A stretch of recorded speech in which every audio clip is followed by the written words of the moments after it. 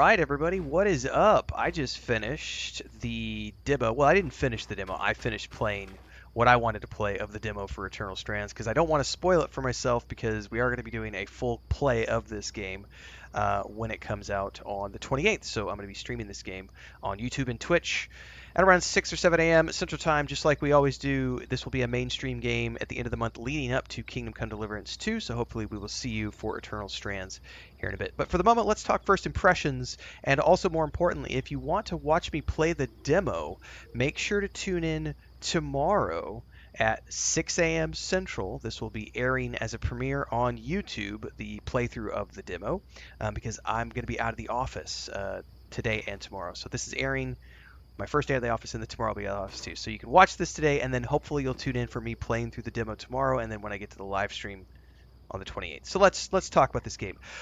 So if you didn't know what Eternal Strands is, it is a RPG, like an action adventure. I believe it's described. I'm gonna go look at it. And it's described as an action adventure, third-person perspective RPG, created by Yellow Brick Games, which is a studio founded in early 2020 by Mike Laidlaw, who was the director and basically lead on the first 3 Dragon Age games. So if you liked the original Dragon Age games, there's a chance you might like this. It's a completely different game, but it does share some similarities in the sense that it's not an open world game. It does have a lot of like linear based zones. They're quite big from what I've seen so far, and there's lots of stuff you can do in those. So you'll be running around finding areas to unlock within the zones and everything else, but it's not an open world game. Just bear that in mind.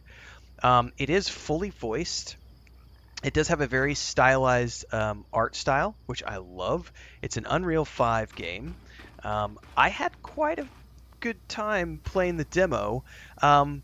This is definitely an indie game, so you need to just make sure you have that, in your mind to keep your perspectives in place. But for what's here, it's extremely polished. One of the cool things is that everything is like destructible, and I'm in my camp right now, so there's your hub if you're used to the hub system. You'll notice if we run around, some of this, some of you might say, because I know I said this when I was playing the demo, some of this feels a lot like Enshrouded quite a bit as well in the way they do the crafting and the upgrades and everything else. But I was actually really surprised at how in-depth the crafting system was in this game when I get in here. And again, I'm going to try not to spoil anything in the story here so far, but like when you come over here to the crafting system, like there's reforging your existing items, and so you can go in here and like take your original items and you can reforge them. And the cool thing is like there's all these different materials, and they have a star system to designate what quality it is, but they all have different different things that they adjust. So you can look here and like these things do different weapon power and heat resistance and cold resistance and everything else, and there's multiple resources that you can use to adjust your existing armor, and it also adjusts the color of things as well depending on what you use. And then so you can go in here and look at things like let's say I want to craft the cuirass here. I would go in here. I don't have a lot of the materials to make this, but look how it changes the colors of everything as well as the statistics. So this is a pretty complex crafting system, which I was genuinely surprised by, which means I am going to be spending a ton of time in this once we get going.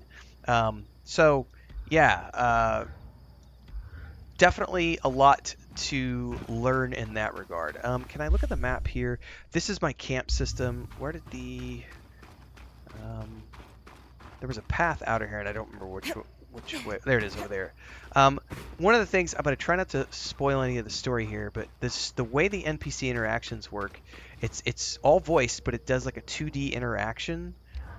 I was impressed by how you handled that break outside the Veil. A little terrifying, I will admit. Slight spoiler alert here. But you kept a cool head and didn't let it get the better of you. Not everyone because they mentioned a Drake. I didn't know there was going to be a spoiler here. So this is the way the conversations work, and there's talking points when you just talk to them for fluff and conversation, and then there's quest ones that you have. By the way, with the crafting system, you also have to craft quest objectives, which is really impressive. The game world is pretty cool looking. It's pretty big from what I've seen so far. And I want to run outside really quick because I want to show you something about the game, because we got to talk gameplay a little bit. So let's go out into the zone. We will load over in here. And again, you'll want to stick around because I'll do an early thoughts video after I've sunk some more time into the game. But one of the interesting things about this game is that much of this is destructible. So you can hit things with your weapons, and you'll get resources. You'll notice that everything's taking hit points. Damage. Okay, you also have a bow. Oh, well, hey, before we get to the bow, which you can use to throw things. There's also two-handed weapons, which I haven't unlocked yet. And then you're going to notice this radio menu, which has a bunch of empty slots. This is the magic system of the game. So many things are destructible. So let's go to the telekinesis here. So I can use this, and we can go over all these objects, and we can pick them up and throw them around. We can use them to damage mobs. You can use those to destroy things that are blocking your path. You can use them to open gateways. There's lots of cool things you can do with that. And then there's the ice system, which I've used it so far. You can create like let's create a bridge here. So see how it created this like, but I'm taking cold damage on, well, I'm frozen while I'm on top of it. So I could continue this bridge. Right? So this allows you to create bridges across from one point to another. But it is based on how much mana you have, and it does slowly recharge. You can see behind my head here. And I know there are other types of magic, but those are what I've uncovered so far. So everything is destructible. Well, most things are destructible. And the Breath of the Wild folks will love this because you can climb any surface. You just walk up to it and you start climbing. Quick commercial break, everyone, to celebrate and give thanks to all of these amazing people who keep me on the air full time. Really appreciate the support. All you got to do is join as a member. You get access to private videos. You can also do super thanks on any upload or super chats and stickers on any live stream or premiere you see. And beyond that, don't forget we're multi-streaming over on Twitch now, so you can support over there as well. Thanks so much to everybody. Let's get back to the video at hand. There is a stamina pool. So lots of stuff to see and explore and climb and blow up and use to throw at other things. And there is fall damage, which hurts.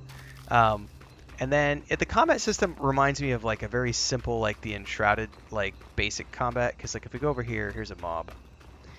You can fight it however you want. You can use magic. You can use your bow. I'm going to use my sword. I'm going to block. I'm going to block again. Well, I sucked at it. There's a timing. If you can get the timing down, you can stun it, which I suck at. And then you can do, you have slow attacks, hard attacks.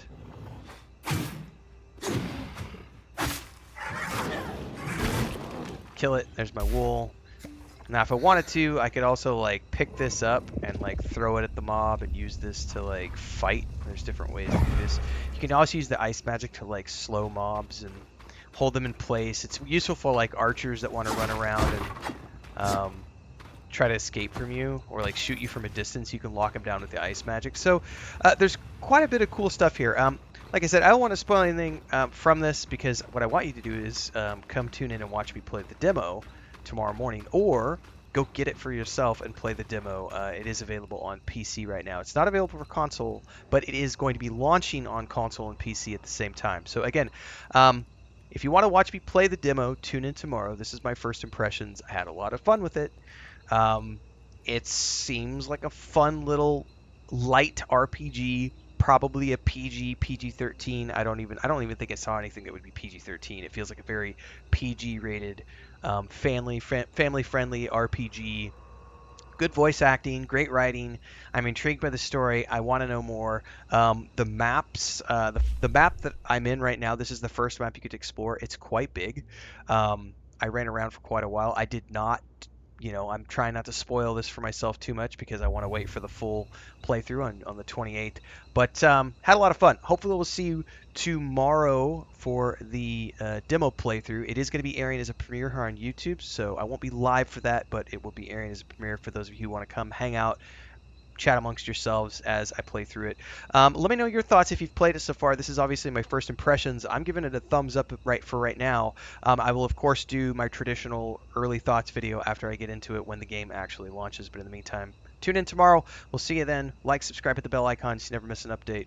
YouTube and Twitch every single day, folks. See you in the next one.